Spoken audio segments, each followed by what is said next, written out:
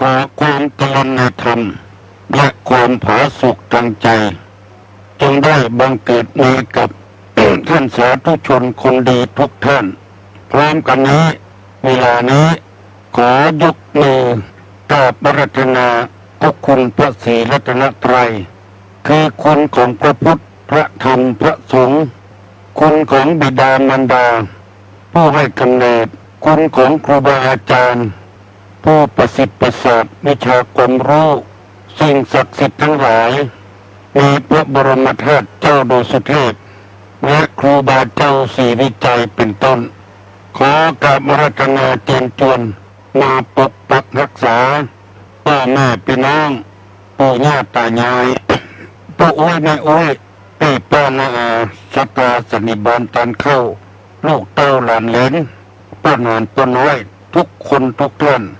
ที่ได้มาปกปักรักษาท่านทั้งหลายที่มีความสุขกายและสุขใจเหมือนกันกูคู่กูคนตลอดกาลนานแต่คืนนี้ฝนตกเลยเป็นวัดไอขึ้นมาทำกับท่านสาธุชนทั้งหลายกูคนมันเป็นไปคนเดียวมันไม่ได้แต่งไม่ได้แปลงเอาก่อนที่จะได้ดำเนินรายการต่อไปนั้นขอเชิญชวนมวลท่านมิตรแก้วสหายคำญาติธรรมทั้งหลายได้ไหวพระเจ้าพระธรรมพระสงฆ์เอามาเป็นสาระเป็นที่พึ่งเพื่อเป็นสิริมงคลกับตัวกับครอบครัวและสังคมต่อไปพร้อมใจกันเนอะอะระหังสัมมาสัมพุทโธภควาพุทธังภควันตังอภิวาเทมิลาสวากขาโตภควตาธัมโมธัมมังนัมสสามิกราบสุปฏิปันโนภควโตสาวกสังโฆสังฆังนะมามิกราบพันธมยังพุทธัสสะภควโตบุปาภะคณมะกะลังกะโลมะเสนะโมตัสสะภะคะวะโตอะระหะโตสัมมาสัมพุทธัสสะนะโมตัสสะภะคะวะโตอะระหะโตสัมมาสัมพุทธัสสะนะโมตัสสะภะคะวะโตอะระหะโตสัมมาสัมพุทธัสสะพุทธังสรณังคัจฉามิธัมมังสรณังคัจฉามิสังฆังสรณังคัจฉามิตุติยัมปิพุทธังสรณังคัจฉามิตุติยัมปิธัมมังสรณังคัจฉามิตุติยัมปิสังฆังสรณังคัจฉามิตติยัมปิพุทธังสรณังคัจฉามิตติยัมปิธัมมังสรณังคัจฉามิตติยัมปิสังฆังสรณังคัจฉามิอิติปิโสภะคะวะอะระหังสัมมาสัมพุทโธวิชชาจารณะสัมปันโนสุขโตโลกวิทูอนุตตโลปุริสะธรรมสารถิสัทธาเทวะมนุษย์สานังพุทโธภควาติ สวากขาโตภควตาธัมโมสันติติโกอากาลิโกอิหิปัสสิโกโอปัญญิโกปัจจตังเวทิตโพวินโยหิเตโสปฏิปันโนภควโตสาวกสังโฆอุจุปฏิปันโนภควโตสาวกสังโฆญาญาปฏิปันโนภควโตสาวกสังโฆสามิจิปฏิปันโนภควโตสาวกสังโฆญาติตังจัตตาริปุริสะยุคานิอัฏฐปุริสะปุคลา อิสะภะคะวะโตสาวกสังโฆอาหุไนยโยปาหุไนยโยทักขิไนยโยอัญจลิกาลนิโยอนุตตะลังปุญญเขตังโลกัสสาติกราบหนึ่งกราบสองกราบสามได้ไหวพระเจ้าไหวพระธรรมไหวพระสงฆ์เป็นสางะเป็นที่ปึงเพื่อให้เป็นสิริมงคลแล้ว ต่อไปนี้เกียมตัวเกียมใจพร้อมใจกันฟังธรรมะอันเป็นคำสอนในทางพระพุทธศาสนา หลังจาก6 โมงเก่งไปแล้วตุลงจะเปิดโอกาสให้พี่ให้น้องพ่อเท่าแม่เท่าบุกไว้แม่อุ้ยลูกเต้าหลานเหลนได้สนทนาได้ตอบปัญหากันกับตุลงระยะนี้ก็พยายามฟังไปก่อนเพื่อนี้เป็นคำสอนมีหลายคนบอกว่าตั้งแต่ฟังตุลงมากุเจ้านี่ใจเย็นลงไปแล้วก็ม่วนใจตอยครอบครัวก็เย็นลงไปถ้าทำอย่างได้อย่างนี้ตลอดไปก็ดีแล้วคนเรานี่มันบ่มีอย่างแล้วครอบครัวเดียวกันผัวเมียกันลูกเต้ากับพ่อกับแม่พ่อเมียแม่พ่อผัวแม่ผัวไปหน้างอคอหักใส่กันมันมีความสุขพยายามวันนี้บ่มีเหตุการณ์อย่างเกิดขึ้นในบ้านในจองของเรามันก็แล้วไปวันละมันฟูกมาแถมตื่นมาแถมก็ต่างคนต่างเงียบเงียบเงียบการของไปของมันมาหาเหตุมาหาเรื่องผัวมาหาเรื่องใส่เมียมาหาเรื่องใส่ผัวครูบาอาจารย์มาหาเรื่องใส่ลูกศิษย์ลูกหาต่างคนต่างมาหาเรื่องหาราวก็ใส่กันมันก็มีความสุขมาเป็นวันทางพระพุทธศาสนานี่สอนให้คนมีความสุขบ่ให้มีความทุกข์พยายามแปลงอกแปลงใจเข้าหากันไม่ว่าจะเป็นภัยก็ตามแปลงอกแปลงใจเข้ากันอู้กันลงส่งกันปองเขาเคยอู้บ่ม่วนใส่เมียอู้บ่ม่วนใส่ผัวก็แปลงอกแปลงใจมันบังคับได้จิตใจเขานี่คนอื่นบังคับบ่ได้วันนี้จะเอากรรมบะเกาสุภาษิตมาเล่าให้พี่น้องทั้งหลายฟังถ้ามาแปลเป็นคำสอนแล้วก็จัดดีจัดม่วนโบราณเป็นว่าไม้อ่อนบะฮอนหักคนวักงูอ่อนย่อมอ่อนน้อมไม้อ่อนบะฮอนหักคนวักย่อมอ่อนน้อมหมายความว่าอย่างไรลมพัดตะวานี่กิ่งไม้แข็งนี่หักพูดลงไม้อ่อนๆอย่างใบคานี่มันลู่ไปตามลมมาหักสักใบอันนี้เป็นคำสอนเพราะว่าคนเราเนี่ยถ้าคนฉลาดย่อมอ่อนน้อมถ่อมตนคนบัฉลาดนี่คนบัฉลาดคือคนจะใดก็เป็นแบบคนเดียวย่อมอดตดบัถ่อมตดเอาปวดดีตลอดเวลาบ่อ่อนเอ็นบ่พร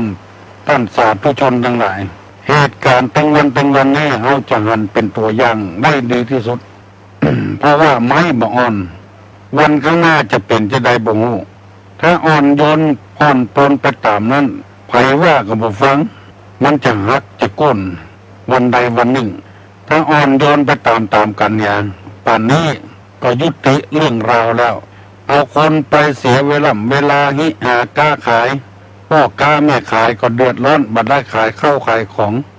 ต้องปิดตลาดปิดโรงงานต้องปิดการประกอบอาชีพเสี่ยงไปเป็น2 วัน3 วันเสียเวลาเสียการเสียงานคนเราอยู่กับกันไม่ว่าจะเป็นลูกศิษย์ลูกหาจะเป็นลูกของพ่อของแม่เป็นเมียของผัวของเมียเป็นลูกจ้างนายจ้างอ่อนโยนปนให้กันม่องจะไปเอาลักเกณฑ์เป็นเกณฑ์มันจะหักกังคันมันจะเดือดร้อนโบราณเป็นว่าไม้อ่อนบ่ฮอนหักคนลวกย่อมถ่อมตนคนที่บ่ลวกมีอวดตัวอู้กำใดก็เป็น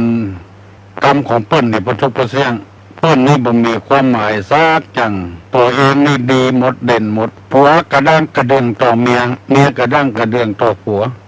พี่น้องวงศาคณาญาติพระสงฆ์พระเจ้าว่ายากสอนยาก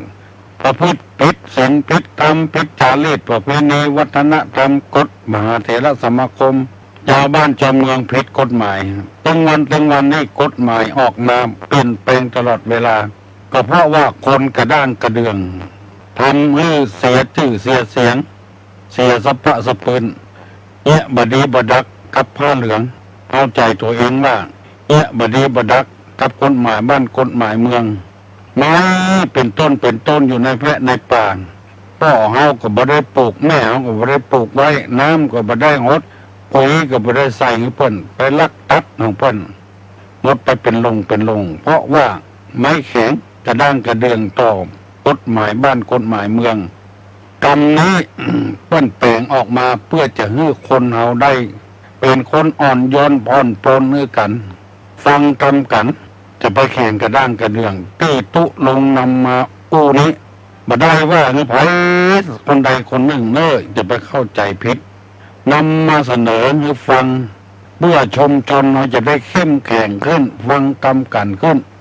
เป็นชาวบ้านชาวจองราษฎรธรรมดาก็ฟังกรรมแก่กรรมแคว้นกรรมใดที่มันบดีบดักชาวบ้านชาวเมืองบอกแก่แคว้นก็อ่อนน้อมถ่อมตนวัยของคนนี่มันมีหลายอย่างอาวุโสของคนมีหลายอย่างหนึ่งวัยวุฒโธสองชาติวุฒโธสามคุณวุฒโธหนึ่งเจริญโดยวัยอายุนักสองมีคุณสมบัตินักมีศีลมีธรรมนักได้เป็นใหญ่เป็นโตมีคุณสมบัติแล้วก็อันที่สามชาติวุฒโธเกิดในตระกูลสงฆ์เพราะฉะนั้นจะต้องเคารพตามลำดับชั้นถึงเราจะเป็นใหญ่เป็นโตในบ้านในตำบลในวัดในบาก็ตามแต่ว่าเป็นอายุสูงกว่าเราก็มีอยู่เป็นเกิดก่อนเราถึงจะบ่มีความรู้อย่างก็ชื่อว่าเป็นเกิดก่อนเราหันตะวันก่อนเราถึงเพิ่นจะบ่มีความรู้อย่างแต่เพิ่นเกิดในตระกูลสงฆ์ตระกูลเจ้าตระกูลนายหมู่นี้เป็นต้นถึงเขาจะเป็นคนที่มีอายุสูงแต่ว่าคุณสมบัติเพิ่นนักเพิ่นได้อันนั้นเพิ่นได้อันนี้เพิ่นได้เป็นนั้นเป็นนี้ก็ควรเคารพยำเก่งกันฝากฝังไว้ให้คิดให้พิจารณาอย่าไปคิดว่ามาโจมตีมาว่าคนนั้นคนนี้ คนเรานี่ส่วนมากยังปัดมือเปิ่นกันตัวตัวลงว่าอย่างออกไปฟังแล้วตัวลงด่าออกวิทยุหันสูยังมาฟังว่าตัวลงด่าทั้งหมดมันเข้าใจผิดอย่างขอจะไปกึดนัก วันนี้จะได้นำเอาคำที่ว่าคุณสมบัติของผู้นำนี่ที่ว่าไว้ตะวา6 ข้อด้วยกันได้อธิบายไปได้3 ข้อยังแถม3 ข้อจะมาลืมทำไมคุณสมบัติของผู้นำนี้1มีความอดทน2มีความตื่นตัว3มีความขยัน4มีความเอื้อเฟื้อเผื่อแผ่5มีความเอ็นดู6มีความหวังดีได้นำมาเสนอพี่น้องทั้งหลายอธิบายไปได้3 ข้อเวลามันหมดไปเหี่ยก่อนยังเหลือแถม3 ข้อวันนี้จำตัวดีๆนะออกอากาศสดนะมาใจว่าอัดเทปอัดซีดีอย่างมาอัดมาได้อัดหรือว่าออกอากาศสดๆมันเป็นบุญอย่างหนึ่ง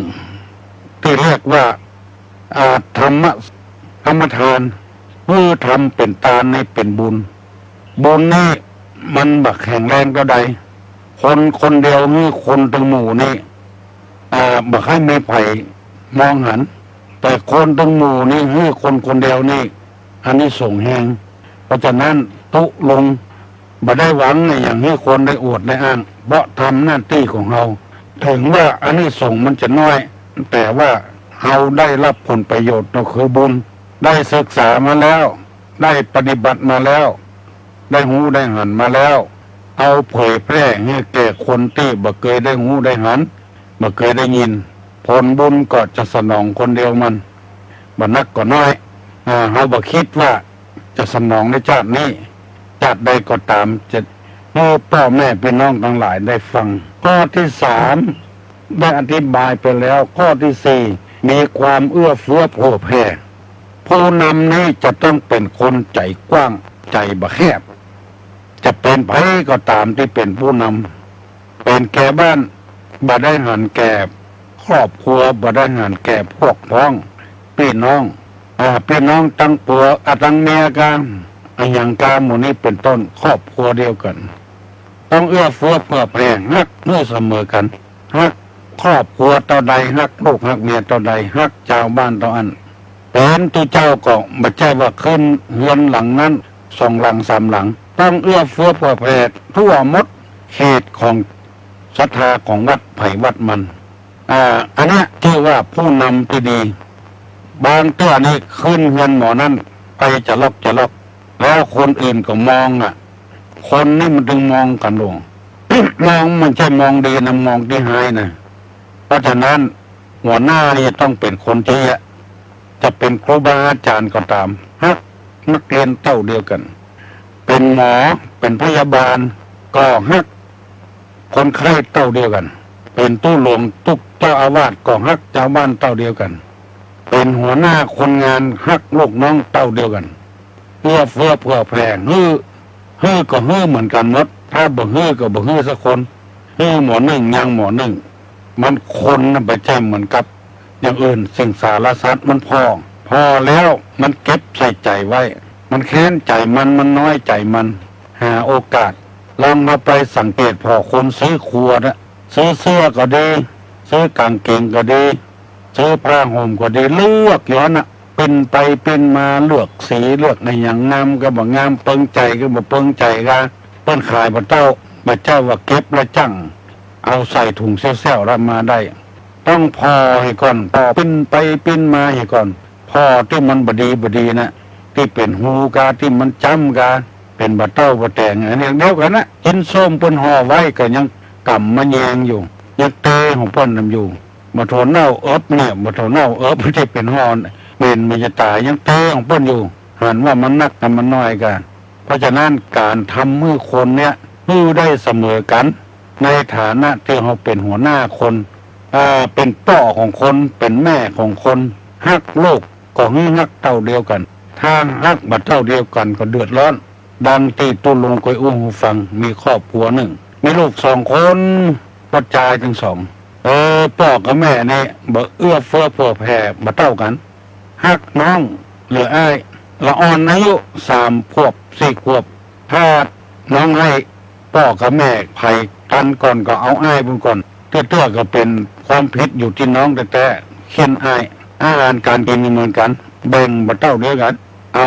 น้องนักกว่าอ้ายได้กินนักละกินมาเมินละน้องบ่ได้กินผ้าครัวก็เหมือนกันเนี่ยอย่างเงี้ยเมินเข้าละอ่อนอายุ3-4 ขวบคิดใจละแค้นกับพ่อกับแม่เนี่ยจะได้เอื้อเฟื้อเผื่อแผ่บ่เต้ากันเมื่อดูแต่ก่อนนี้มีกระเฮาคนเดียวดูตั้งกินดูตั้งใจผ้าผ่อนต้นสบายของเล่นในอย่างพ่อแม่ก็ซื้อเมื่อเดือนนี้ซื้อกันน้องคิดจะฆ่าน้องล่ะเนี่ยหาเวลาหาโอกาสวันหนึ่งแม่มันนอนรับเมื่อวันไงลักเอายาพิษชนิดหนึ่งไปทาที่น้องมันจังดูดนะเนี่ยน้องจังดูดนะจะว่าไปก็มันเติกครับเป็นตุเจ้าเนี่ยมันน้องมันจังดูดของแม่มันนะอันนั้นทาไว้แล้ว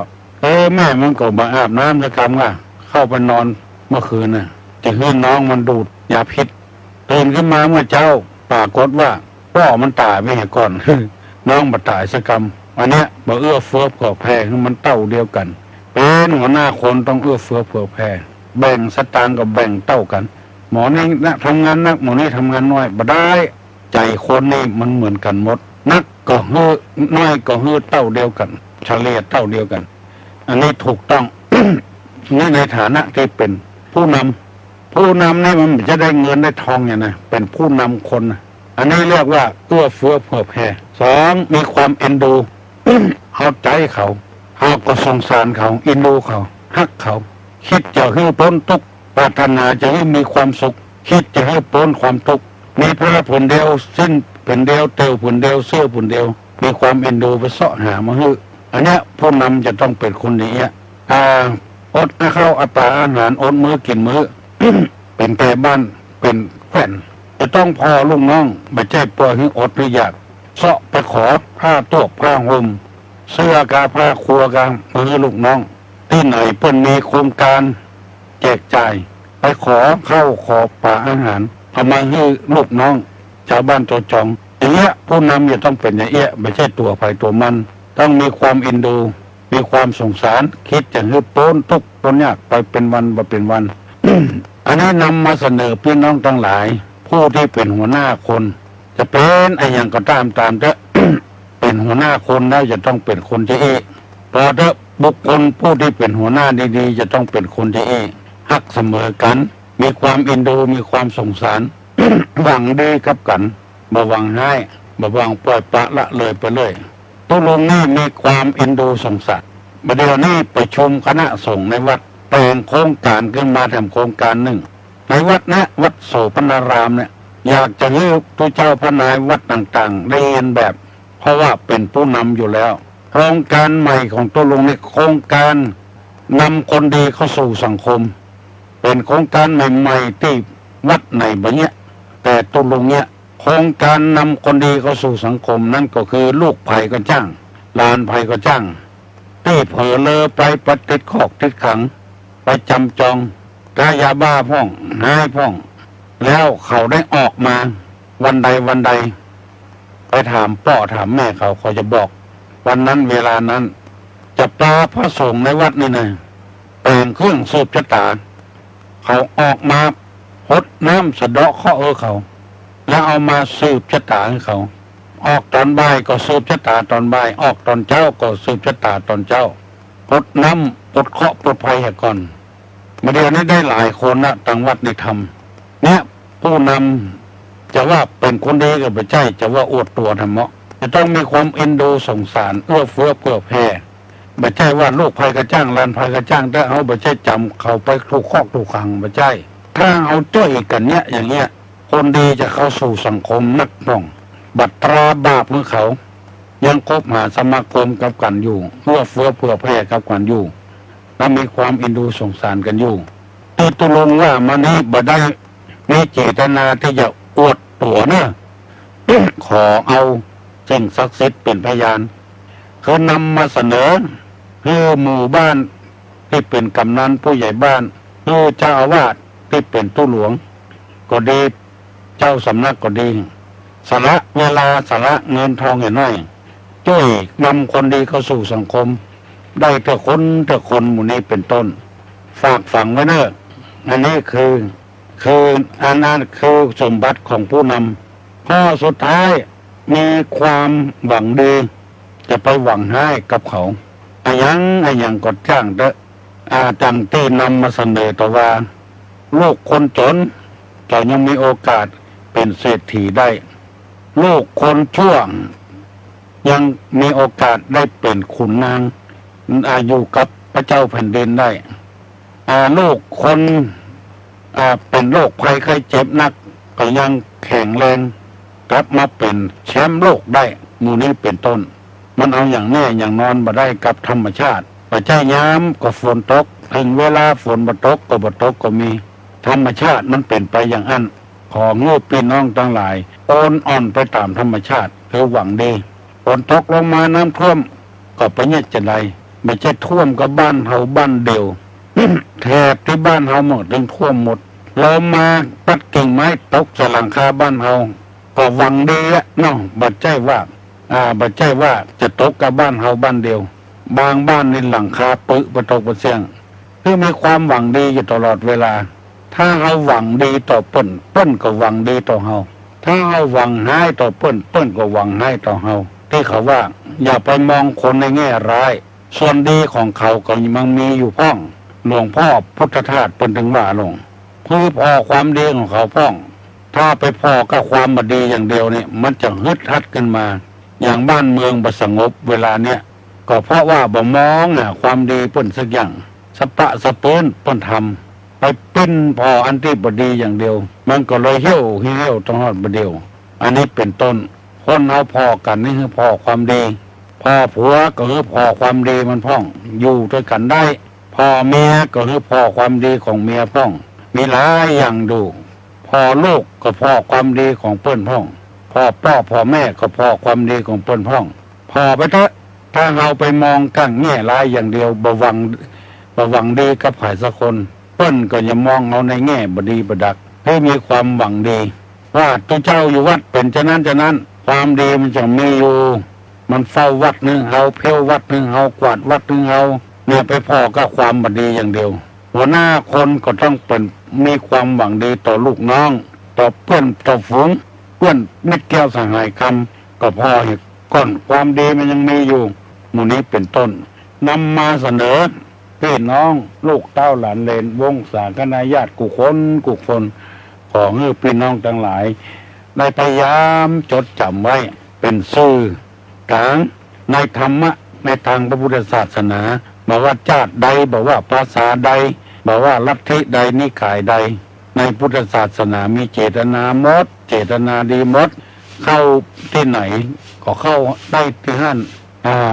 บาเลือกชั้นวรรณะในสมัยพุทธกาลนี้เปิ้นแบ่งวรรณะ4อย่าง1กษัตริย์2พราหมณ์3แพทย์4สูตรกษัตริย์นี้ก็ต้องแต่งงานกับกษัตริย์พราหมณ์ก็ต้องแต่งงานกับพราหมณ์บ่ให้ไปแต่งงานกับคนอื่นถือเป็นวรรณะแล้วก็แพทย์ก็แต่งงานกับแพทย์มาคำว่าคนรับจ้างเนี่ยการคนขายนี่กาเกษตรนี่กาอันนี้เป็นวรรณะของแพทย์สมโชอยู่กับกันวรรณะของแพทย์พาณิชย์คนงานหมู่นี้อยู่ในแพทย์อันสุดท้ายเรียกว่าสูตรคือชั้นต่ำเป็นขี้ข้าเปิ้นเป็นคนใจของเปิ้นหมู่นี้เป็นต้นเปิ้นเลี้ยงบ่ได้รับจ้างรับแจ้งบ่ได้เงินได้ทองทุนแล้วแต่เปิ้นจะฮื้ออันนี้เป็นเพศสูตรพอพระพุทธเจ้าได้ตรัสรู้มาพอว่าโอ้คนเรานี่มันเลือกที่เกิดบ่ได้ก็เลยพยายามลบเอากษัตริย์ตามแผนสูตรนี้ออกเนี่ยคนที่ได้ปฏิบัติตามคำสอนก็มีสิทธิเสรีภาพขึ้นมาอันนี้ศาสนาพุทธก็ต้องเป็นอย่างเงี้ยไม่ใช่ให้มันเป็นไปตามนั้นบางทีบุญกรรมอย่างที่เขาได้สร้างกันมาเนี่ยขนาดที่ว่ากษัตริย์ไปแต่งงานกับสูตรลูกเกิดออกมาต้องต่ำระสูตรก่อนเป็นคนจันทานไปอย่างมูนี้เป็นต้นอันนี้ขอฝากฝังไว้กับพี่น้องลูกเต้าหลานเลนตั้งหลายฟังมาเดี๋ยวนี้ขออนุญาตประกาศเนอะหน่วยอบรมประชาชนประจำตำบลดอนแก้วนี่ท่านพระอธิการอินสมเป็นประธานอยู่จะได้ทำการตามหน้าที่คือเมื่อกลางพรรษาก็ปาศรัทธาไปเทศธรรมตามวัดตามวาต่างๆเมื่อออกพรรษาแล้วก็ไปเข้ากรรมอยู่ตามไปเที่ยวประจาอันนี้เรียกว่าหน่วยอบรมประชาชนประจำตำบลแล้วออกแรงมาโรงเรียนเป็ดก็นำเอาละอ่อนเข้ามาบวชทำศึกษาเราเรียนพระธรรมวินัยจะคล้ายๆกับว่าแก้ข้อกล่าวหาที่คนว่าละอ่อนประเดียวบักให้หูศีลหูธรรมบักขวัดขวาทางวัดทางวาเขาก็ออกอย่างเงี้ยออกมาเป็น30 ปีแล้วเนี่ยที่ว่าคนเดียวหรือคนหลายนี่มันมีพลังน้อยกำลังน้อยคนบ่พอไปพอเอาตู้เจ้าที่ขี้ค้านปุ่นตู้เจ้าให้ปุ่นให้บ่พอลงหนังสือพิมพ์ลงกระแถมเอาตู้เจ้าดีๆที่ทำการทำงานเพื่อปวงชนนี่บ่ได้เอาลงก็เอาลงหน้ากลางปุ่นที่ไผ่บ่พอบ่ควายปุ่นวันนี้ก็อดเอาทนเอาเพราะพระพุทธเจ้าก่อนจะเสด็จรับขันปรินิพพานพระโนนทูลถามว่าถ้าพระพุทธเจ้านิพพานไปแล้วจะเอาไผ่แทนพระพุทธเจ้าพระพุทธเจ้าตอบว่าพระโนนไผ่จะมาเป็นตัวแทนพระพุทธเจ้านี่บ่ได้มีพระธรรมกับพระวินัยที่เราได้เทศไว้แล้วอันนั้นเป็นตัวแทนของเราผู้ที่จะสืบทอดนั่นก็คือ4 คนพี่น้อง1ภิกษุมีศีล227 ข้อ2สุนีตุเจ้าไม่ยิงมีศีล311 ข้อฟังไม่เห็นเนอะบางคนบ่เคยได้ยินว่าภิกษุณีมีศีลเท่าใดตุลงนำมาเสนอนะ311 ข้อแล้วก็อุบาสกสุดแล้วแต่ใครจะอธิษฐานศีล5ก็ได้ศีล8ก็ได้อุบาสิกาคือไม่ออกศีล5ก็ได้ศีล8ก็ได้สุดแล้วแต่จะอธิษฐานเอาปานาอธินากาเมมุสาสุราอันนี้ศีล5แล้วศีล8นี่เพิ่มทำ3 ข้อตั้งแต่ตะวันเที่ยงแล้วไปบ่กินข้าวละกินกับน้ำ2บาปไปพอไปกวยอีเกการลำวงการมวยการอันนี้ก็ถือไว้บ่พ่อบ่กวยอย่างข้อที่3บาเอาน้ำอบน้ำหอมเอาแป้งเอาลิปสติกมาใส่ปาก บัดแต่งตัวให้ชุดฉาดและดำอันหนึ่งห้อยต่ำก็คือบายูที่สูงมีความเคารพยำเกรงมีความอ่อนน้อมเพิ่มทำ3 ข้อเดียไผ่เนี่ยได้ก็ถือศีล8ได้เท่าใดก็ดีเท่าอันวันศีลเตื้อนึ่งก็ได้ดีเพราะว่าเฮากำลังกำลังหาอยู่ไปนุ่งสิ้นปุ๊ดเชื่อปุ๊ดไปขายครัวไผ่ก็บ่เคยซื้ออันนี้ฝากฝังไว้กับพ่อแม่พี่น้องทั้งหลายประเดี๋ยวนี้6:40 นาทีแล้วเนอะไผ่ยังบ่ลุกก็ลุกกันเนอะลุกเนอะลุกออกเต้นนอนฝนตกเนอะแต่คืนนี้นะฟ้าห้องฟ้าผ่ากวาดขี้เหงื่อเนอะลุกกวาดขี้เหงื่อขี้กงอย่างจะถามว่าไข่1 ฟองต้มสุกภายใน5 นาทีไข่1 แกนนะต้มสุกภายใน5 นาทีแล้วจะถามว่าถ้าต้องการต้มไข่ให้สุก5 แกนจะต้องใช้เวลานานกี่นาทีถึงมันจะสุกอันนี้ตัวลุงถามเลยไข่1 แกนต้มสุกภายใน5 นาทีถ้า5 แกนนี้จะต้มสุกภายในกี่นาทีไปตอบได้ตอบมาเนอะฮัลโหลเจ้าไอ้สาเจ้าพี่สมัยตื่นมาพอดีตื่นพอดีเป็นฟังงานอาจารย์ติด3 ที่ 2 ป่ายแล้วก็2 ป่ายที่ 4เป็นรับต่อตื่นฟังตึกหูแหบเลยต่อปามเดือนนี้ต่อไว้เลยก็5 นาทีเหมือนเดิมใช้เวลา5 นาทีเท่าเก่า5 นาทีเท่าเก่าก็เดียวว่า5 นาทีใช่กะหมดใจค่ะก็ต้องเอามารวมกับต้มอยู่แม่นอ่ะถูกต้องเนอะยินดีเนอะคำถามต่อฮะต้องมีคำถามต่อค่ะถามไม่ได้ถามว่าเรือทุกลำเนี่ยเข้าฝั่งได้เรือทุกลำเนี่ยนะเรือใหญ่เรือน้อยเนี่ยสามารถเข้าฝั่งได้เรือรบเนี่ยเข้าฝั่งมาได้อันนี้อาจารย์ฝากถามมาเมื่อคืนตัวเจ้าเลยเนาะครับ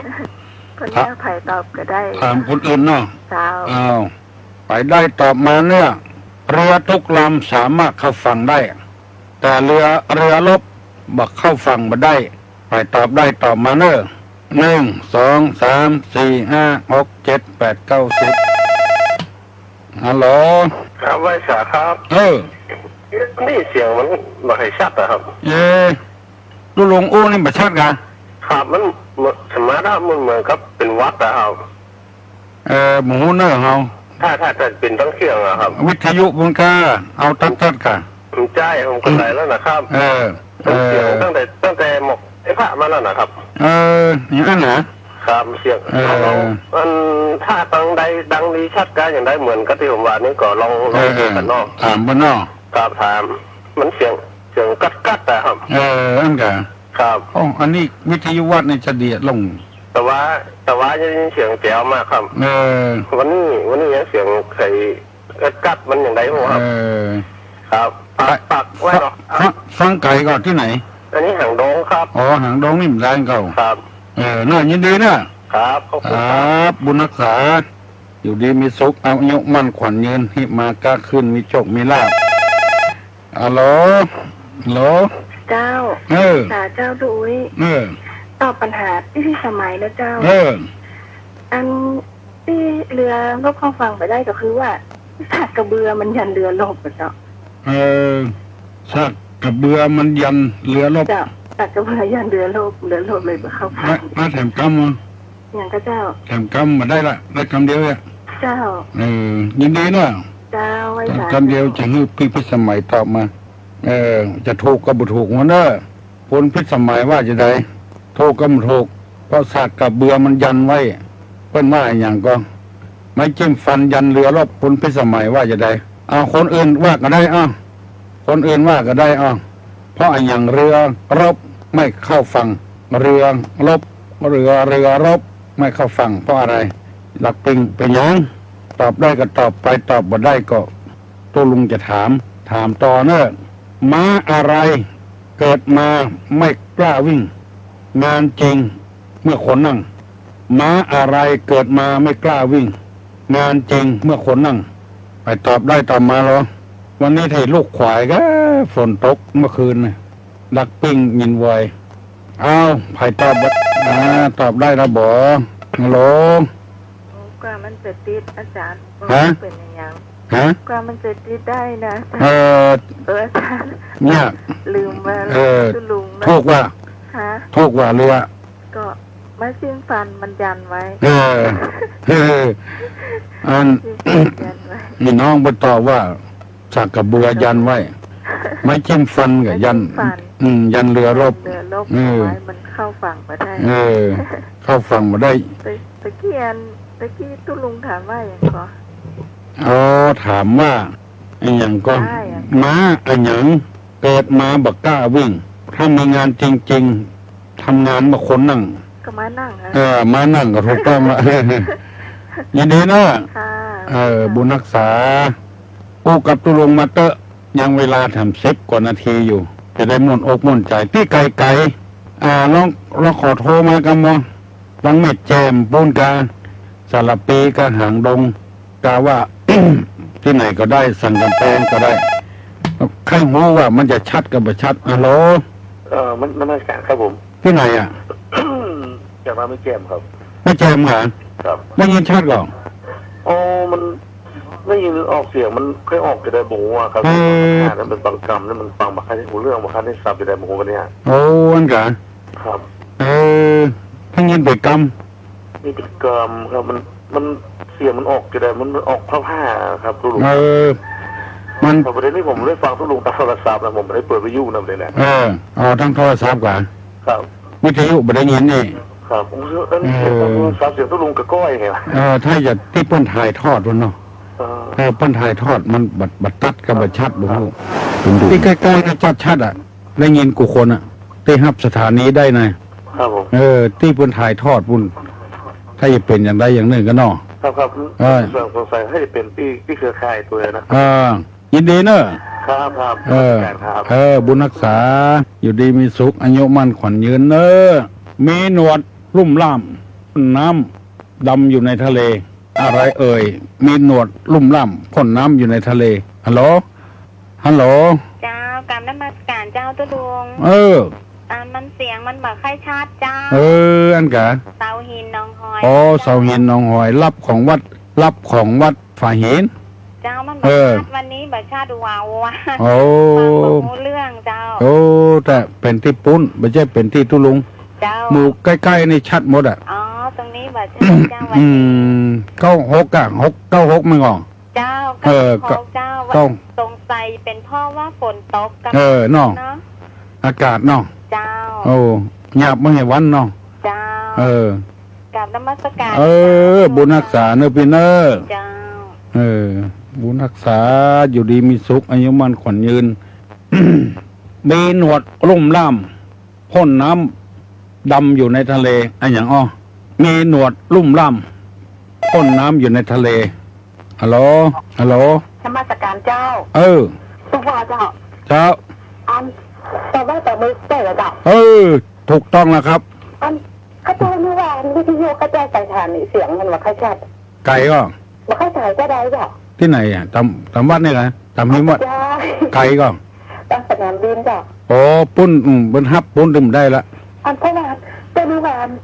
วิทยุกระจายสายฐานอีกบ่ใช่เพราะว่าหม้อไฟที่ข้าเจ้าอยู่นี่มันระเบิดไฟบ่มีตั้งแต่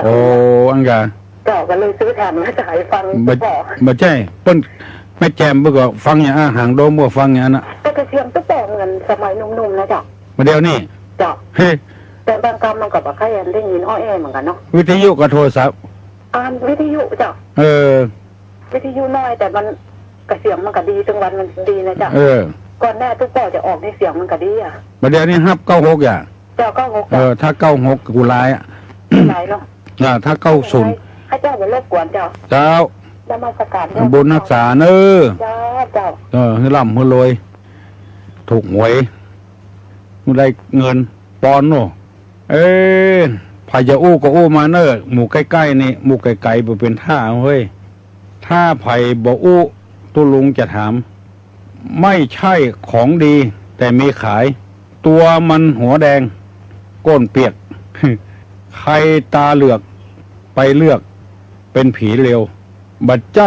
ของดีแต่มีขาย ตัวมันหัวแดงก้นมันเปียกใครตามเลือกไปเลือกตัวเป็นผีเร็วไอ้หยังอ้อบัดใจของดีนะแต่มีขาย หัวมันแดงก้นมันเปียก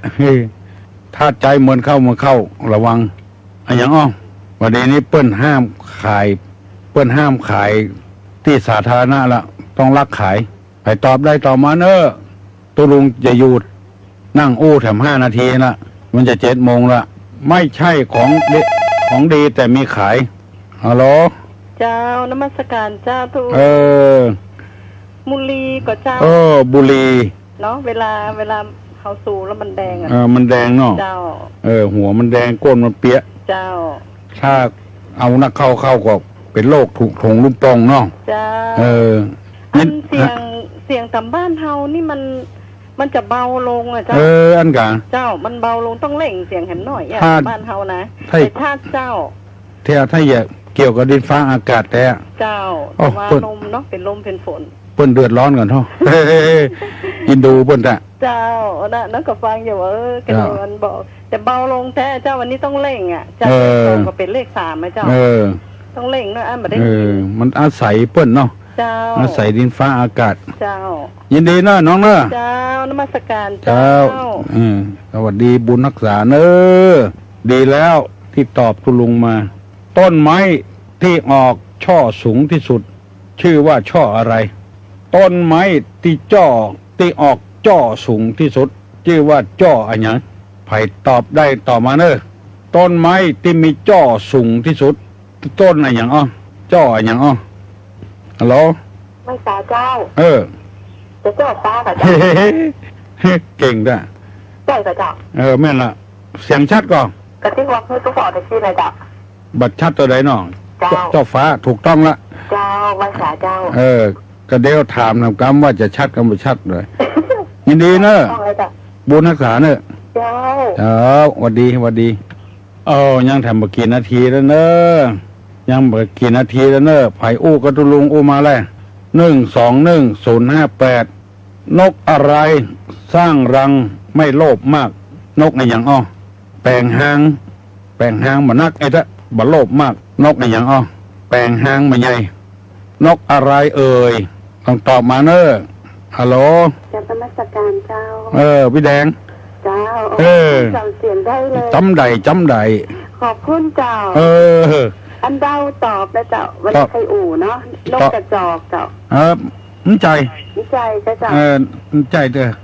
ออันยังน้ำใจเตอนกหยังจ้ะเดี๋ยวคนอื่นตอบเนาะบุญรักษาพี่แดงเจ้าจะขอบพระคุณน้องแอมเจ้าน้องแอมเจ้าเป็นแปลงานเป็นสารใหม่ไผ่คดจักสารมังป่าแดงเป็นจัดงามเจ้าเจ้าถ้าเป็นฟังรายการฝากขอบคุณหนักที่ไหนน้องแอมบ้านซบสาน้องฟานมะหือป่าแดงฟังมะหือป่าแดงน่ะเจ้าโอ้ใหญ่ก็งามเจ้างามกินผาอบเจ้ากินผาอบมันใจขันไงจำใจขันใจพานน่ะเจ้าดีเนาะมูเบอร์น้องแอมก็เลยฝากผ่านรายการนี่นะเจ้ามูเบอร์บนเนาะเจ้ามันก็ถวายตุลุงเลยเป็นพานเนี่ยพานดอกงามฝีมือละเอียดงามดีเจ้าละเอียดดีเจ้าเจ้ากับนมัสการเดี๋ยวท่านอื่นตอบนะเจ้าบุญรักษาเจ้านกอะไรทำรังฮัลโหลนมัสการครับตุลุงไก่ก่อน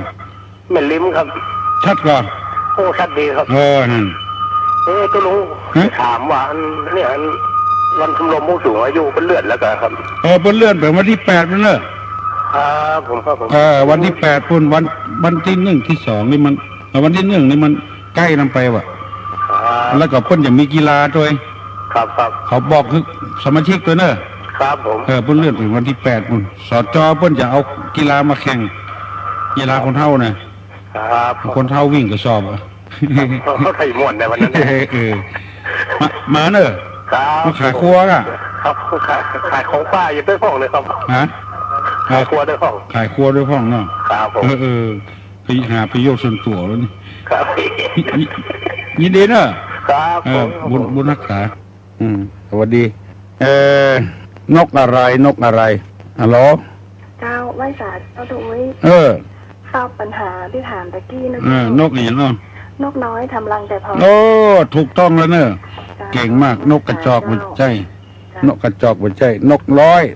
ทำรังแต่พอตัว คือมันบ่โลภนักถูกต้องแล้ว นกอะไร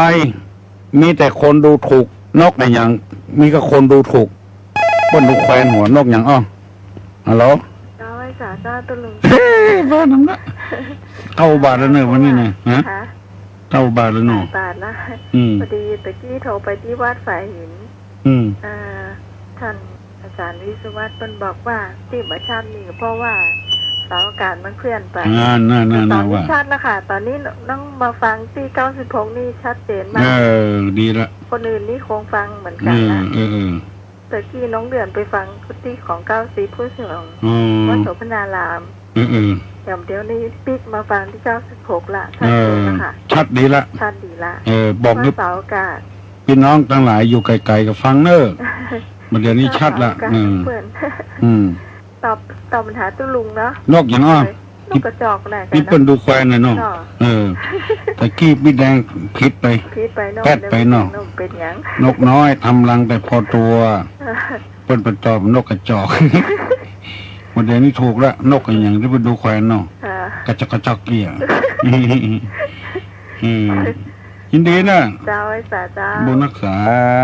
อยู่ดีมีสุขอายุมั่นขวัญยืนเนอะอ้าวพายาอู้ตัวตุลุงแถมเนอะอู้ตัวตุลุงแถมเนอะกันบอกอู้ตุลุงก็จะอู้เนอะไผ่มีผ้ามีครัวที่ใจแล้วบัดใจเตื้อบัดใจละมันเก่าละเอาละไว้ก็เต็มตู้เต็มซักแถมแล้วก็เอาใส่กล่องมาให้ตุลุงเนอะแต่ว่านี่เพิ่งก็โทรมาแถมเนาะเพิ่นใครได้ก่อนปีใหม่นี้ปูนไก่เนอะตั้งดอยเต่าเมืองฮอดปุ่นตุลุงก็โทรไปเปิ้นเจ้าอยู่ ประมาณวันจันทร์นี้เปิ้นอย่ามาเอาวันเสาร์วันอาทิตย์ในไผ่ว่างๆก็ขอซักผ้าซักครัว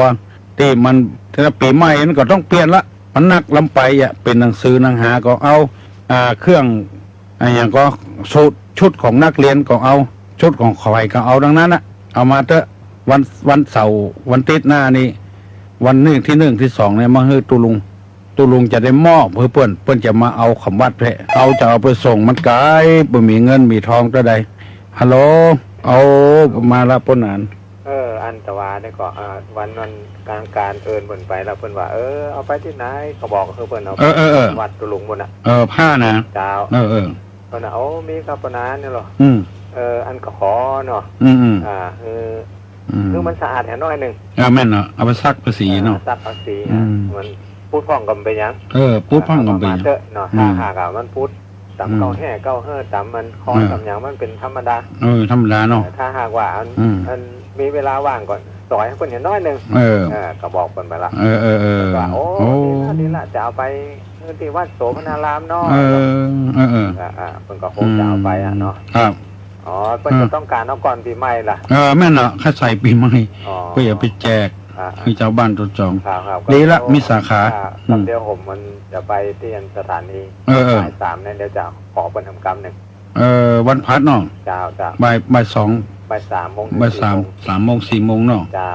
ถ้ามีเวลาว่างตอนนั้นตุลุงอย่าเปิดฟังเข้า6เนี่ยเจ้าFM น่ะเนาะเจ้าFM ก็6ทีละขอพระนานช่วยประชาสัมพันธ์ให้ตุลุงพ่อโอ้ยินดีแต่จะได้ช่วยเหลือเพื่อนเนาะเฮาบ่ไปหันมาได้ถ้าไปหันทุกอกทุกใจแต่ซักแผลเลียดเหียโอ้บางคนเล่นเอาเกือบขอนเดียวมาฮือก็มีเกือบฟองน้ำไม่นะเกือบฟองน้ำเกือบผ้าใบเนี่ยขอนเดียวเห็นได้ไว้ซุปอย่างใดคล้ายๆว่าเป็นขยะไปเห็นแล้วเอาขยะไปทิ้งไปเห็นแล้วมาดีเนาะไปแย่อย่างไรใช่เพื่อเกิดพวกนั้นมีขอนเดียวเกิดมาจากคนบัดเต็มเกิดมาจากหน้านี่มีผัวมีเมียเนาะถ้าพ่อชายมาฮื้อกับมีเมียมีเมียมีกู้หรอมีกู้หรอถ้าเป็นไม่ยิงกับมีผัวเป็นสาวเท่า ฝนตกยังแค่น้อยเนาะเย็นมาหน่อยจุ่มเย็นน้อยหนึ่งคนเป็นพญาอย่างตู้ลุงนี่มันค่ดีเฮ้ยทราบมันอย่างน้อยมันก็ได้อ๋อแม่นาเจ้านั่นเนี่ยเสียงใครเป็นไอไปหน่อยหนึ่งไอไปหน่อยนั่นได้หรอเขามันก็ร่างกายต้านทานแม่ต้านทานภูมิต้านทานแต่ใจนี่มันเกินอ่ะโอ้เกินกะเกินกว่าตัวใจเกินกว่าตัวลำไปหรอมันจะเป็นบุญก็อย่าได้หัวอู้ไปก็เป็นอย่างละก็อู้ไปเดียวเนี่ยก็จะดีละเสียงปังเต็งมาละมันบุญบุญเนาะบุญเขาบรรลุเนื้อก็คือถึงเจ้าบ้านโอ้ได้คือถึงแต่มันกระตึงนอนกระตึงมารับอยู่แล้วแม่นเนาะของเอิญมาว่าอันออกทั้งวันต้องลงเลยของว่าอันเขาก็จะมาโยนเนาะโยนเขาก็เกิดถึงกับอินโดโอ้อินโดกันคนเดียวคือคนหลายคนนี่อย่างงูฟังเนี่ยอนุโมทนาด้วยทุลุงน่ะเพราะว่าอันเป็นก็เอาบุญเอาอย่างมาเพิ่มให้ทุลุงให้ได้ได้นักขึ้นเนาะได้นักขึ้นอันใดมันดีถึงเอาหมดก็นั้นที่บ้านตะกี้นั่นก็ถูกต้องคนเฮาเนี่ยเขาจะต้องดูตัวเปิ้นตังเดียวนั่นบอกมอหรอกดูตัวเก่าตัวเขาเอาคนบดีมาเป็นคนดี100 คนได้สัก3 คนก็จัดดีละอ๋อดีกันมันไม่ได้เสี่ยงอย่างหรอกไม่ได้เสี่ยงอย่างเครื่องสืบชะตาเขาดึงโขนมาไว้วัดเลยซื่อเอาปิ๊กหมูน่ากับแปลงสตวงเนี่ย3-4 อัน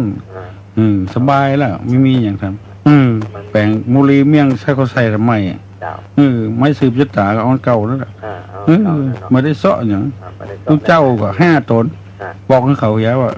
เขาทำวัดสวดมนต์1 วันยังได้เนาะทำเป็นตาลไปเหี้ยบ่ต้องเอาสั่งเอาอย่างละเนี่ยสบายพอดีขึ้นมาเนอะเราหลายคนนะทุลุงทำนะมันเอาสิ่งที่ดีคือเปิดหลอกแล้วเขาอย่างทุลุงเนี่ยไปบ่ใจมายะเอิ่มได้เราบอกอธิบายไปเป็นอย่างนั้นมันเป็นมงคลทำเพื่อเปิดมีจิตใจเดียวโอ้ดีเปิ้นมีจิตใจลิงน้อมเข้ามาเนี่ยใจเปิ้นหนินใจเปิ้นตั้งเปิ้นนึกถึงแต่บุญแต่กุศลไม่นึกอย่างอื่นอันนั้นเปิ้นดึงดีขึ้นพ่อเปิ้นแม่เปิ้นมาขอบคุณตุลุงโอ้ตุลุงนี่ช่างเนี่ยใครเงินตุเจ้าวัดต่างๆเนี่ยอย่างเงี้ยเนาะผู้ซื่อๆนะแต่เปิ้นก็เนี่ยเหมือนกันแต่ว่าอย่างน้อยก็คนหนึ่งถ้าเปิ้นจะเนี่ยเงินนี่ต้องรวมกันได้ตั้ง5 คน10 คนขึ้นแล้วก็อย่างน้อยก็ขอคนละพันก่อน5 คนก็5,000ทั้งเทียบไปพอเมียงแห้งแหลกเนี่ยโอ้โหแม่ยายมีการลายหนึ่งรถมาหาบ้านบ่เปิ้งอกบ่เปิ้งใจขอปนานไปย่างให้แม่ทำกรรมเด้อเพราะก่อนแม่บอกว่านั่นเขาละอ่อนเขาบอกไปย่างมาได้3 วันมาเนี่ยไปหาละโต๊ะใจหรอหมากเมียงบุรีแห้งโมเพิ่งอันนี้เหมือนกันแหละขนาดสตวงยังเงินเหมือนปอมงอละว่าเอาใหม่เพื่อนก็คงเพื่อนจะบัตรตันเป็นระยะถึงวันนะครับเพื่อนอาจจะเอาคนวันหนึ่ง5 คน10 คนเนี่ยมองในแง่ดีเนาะนั่นเลยไม่กล้ามนี่มันพอมาออกหรอกมันมาเหี่ยวเจ้าไม่กำมันตั้งอยู่ที่เก่าเนาะมันตั้งอยู่ที่เก่าปูมันเหี่ยวปูตวงทำให้สตวงให้แมงวันยังหมดตอมแล้วมันแข็งหมดวันเดียวก็เหี่ยวละเนาะจ่อนี่ก็ยังแควนน่ะเป็นกระดาษจวนเก่าก็ได้มาหาบ้านก็เลยมาขอเอาสตังค์มาให้แต่ไม่ยากทำไมก็บอกแม่มันตอนตั้งเตียนจะแปลงไปคือก่อนเนาะแปลงไปเอาสตังค์เปิ่นแปลงไปเนี่ยอย่างเสร็จเรียบร้อยแล้วเปิ่นก็เอาสตังค์มายัดถุงมาอยู่บ้านพอเขาได้ถึง3 ปันก่อนเอาเปิ่นว่าเนาะเจ้ามันเป็นอย่างทุลุงทำให้กันอยู่ในวัดนะโครงการของทุกเจ้านี่มีโครงการใหม่มันเกิดขึ้นมาเพราะความคิดของเขาเนี่ยเขาเอามาหดน้ำมนต์ตั้งใต้วัดเป็นหน้าเป็นใต้กดน้ำลาดเขาว่าถ้าสืบชะตามันทำมันจะดีก็ไอ้เนาะเลยชวนทุกเจ้าเขาสุดสืบชะตาอาทิอุณนัสไซวิจัยโยเนี่ยกันโลเกโอ้โหนะทำมันดีนะมันมันดึงดีนะเขาเหมือนกับเขาละครับ ไอ้น้องจะโทรมาหาตรงกลางไหว้ศาลเนอะบุญรักษามันคนยืนเป็นลมโพลมไทยของอยู่ดีเนอะไหว้ศาลเอาเวลาเลยไปจัดนักละขอให้พ่อแม่พี่น้องทั้งหลายอยู่ดีมีสุขอายุมันขวัญเงินหิมากาขึ้นมีโชคมีลาภกุศลยกมือไหว้จะให้ปอนนะสัพพิติโยวิวัชชันตุสัพพะโรโกวินัสสตุมาเตภวะตนตรายโยสุขีทีคาโยโกภวะอภิวาธนาสีริสานิจังวุธาปจายิโนจัตตาโลธรรมาวัฏันติอายุวันโนสุขังปะลัง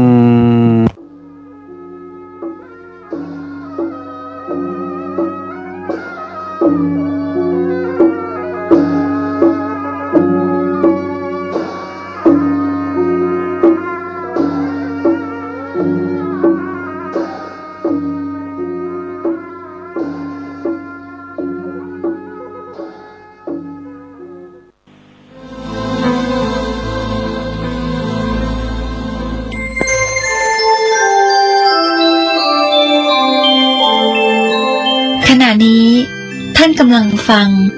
สถานีวิทยุกระจายเสียง FM 104.5 เมกะเฮิรตซ์